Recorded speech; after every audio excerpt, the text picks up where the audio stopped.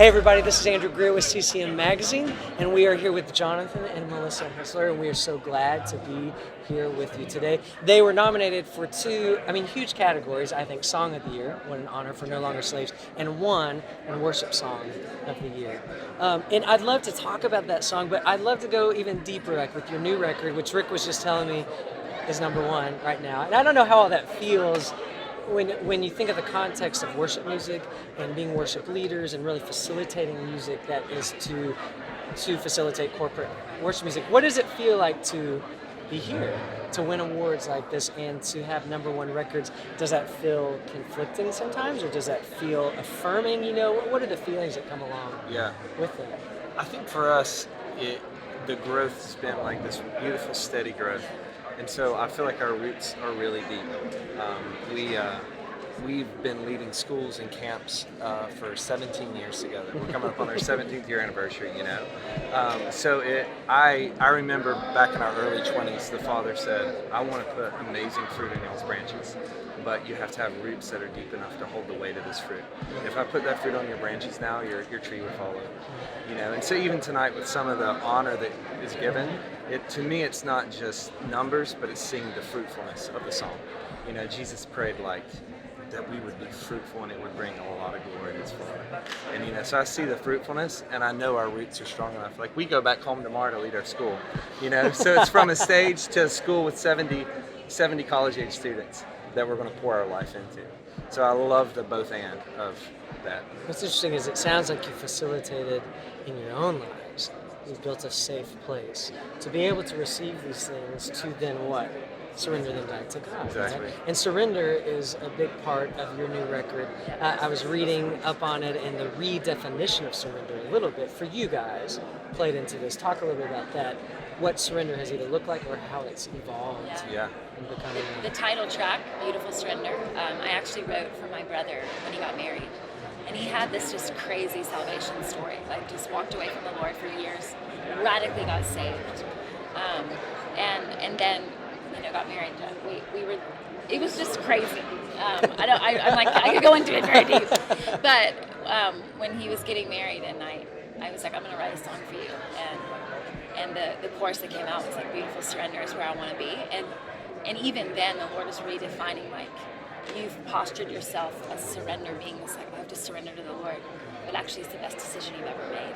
It's like getting married. It's like you take the plunge. You're giving your whole heart to what? To love, And then, about 2 years ago, when we were working on our new album, I was just thinking about that song, and I'm like, this is going to be the best worship song ever.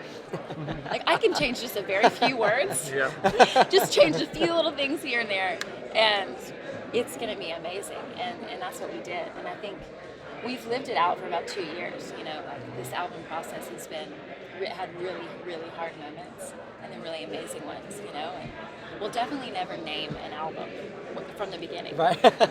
Like, do you really want to walk out the Beautiful Surrender? Probably right. not. Well, it's interesting when real life experiences actually influence something that can a resource.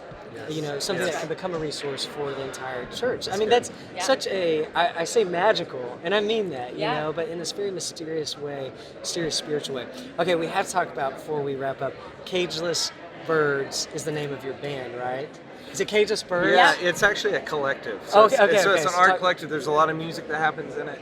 And so what it was, we, as the kind of the favor and stuff was growing on me and Melissa, this was actually before we joined Bethel Music. Okay. We have students that stayed on to be staff.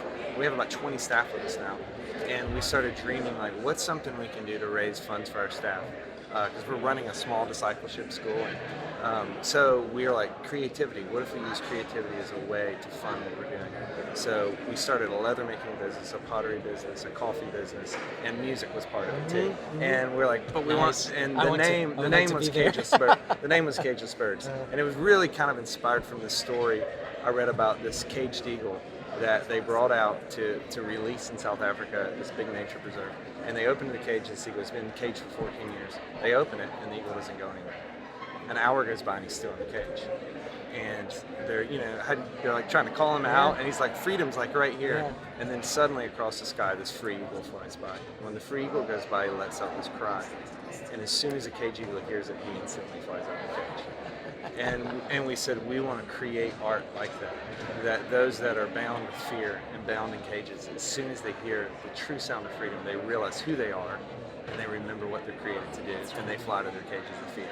Because we've all been in a cage at one point too, and we heard the cry of the free eagle and flew out, So that's There are band and there are collective. Yeah, I love that. I love yeah. how that's even free in and of itself. Yeah. And I was saying how much it reminds me of Emmylou Harris before we started, which I now know is your your favorite artist. I mean, you talk about a cageless bird and that voice and the freedom in and it. she recorded the Wrecking Ball album at 49.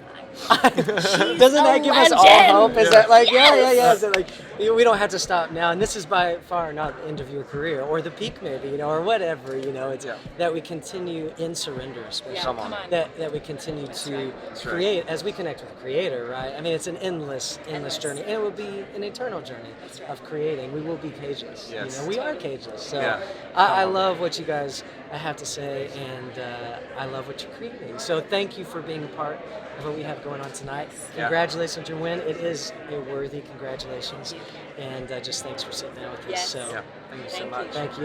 Jonathan, Melissa, Bethel Music, of course, and Beautiful Surrender is the new record. Thanks, guys.